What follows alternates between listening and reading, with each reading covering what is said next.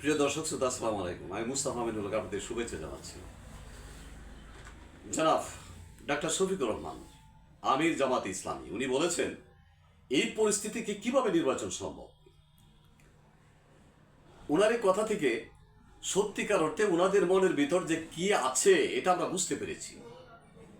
ওনারা চাচ্ছেন সমাজে একটা বিশৃঙ্খলা তৈরি করে যাতে নির্বাচন তাড়াতাড়ি না হয়। কারণ ওনারা বিভিন্ন সেক্টরে ওনারা ক্ষমতায় আছেন। ওনারা যে ক্ষমতাটুকু এখন বুক করছেন, যদি নির্বাচন হয় এই ক্ষমতা ওনাদের হাতে থাকবে না।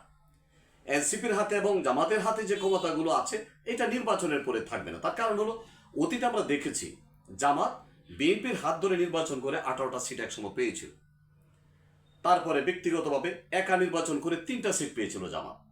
ভবিষ্যতে নির্বাচন করে যদি একা একা নির্বাচন করে তাদের সিটের সংখ্যা 2, 4, 5টা বাড়তে পারে, বেশি হবে না। তাই ওনারা চাচ্ছেন নির্বাচন কলা কৌশল করে নির্বাচনকে যত পিছিয়ে দেওয়া যায়, যাতে দেশে মব সৃষ্টি হয়, বিশৃঙ্খলা তৈরি হয়। এগুলোকে ভিত্তি করে নির্বাচনটাকে যত পিছিয়ে দেওয়া যায় ততই তাদের লাভ। কারণ তাহলে তারা ক্ষমতায় এখন যেভাবে আছে সেভাবে ক্ষমতাটা ভোগ করতে পারবে।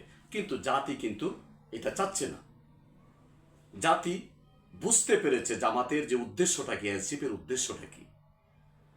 তাই যত তাড়াতাড়ি সম্ভব আমাদের অনুরোধ হলো বর্তমান অন্তর্বর্তীকালীন সরকারের প্রতি, দেশে যে সার্বিক অবস্থাকে সামনে রেখে যত তাড়াতাড়ি সম্ভব যথাসময়ে যে ডিক্লেয়ার যেটা হয়েছে ফেব্রুয়ারিতে নির্বাচন, রমজানের আগে নির্বাচন, এই নির্বাচনটুকু যাতে আশা করে। আল্লাহ সবাইকে হেফাজত করুন। আসসালামু আলাইকুম।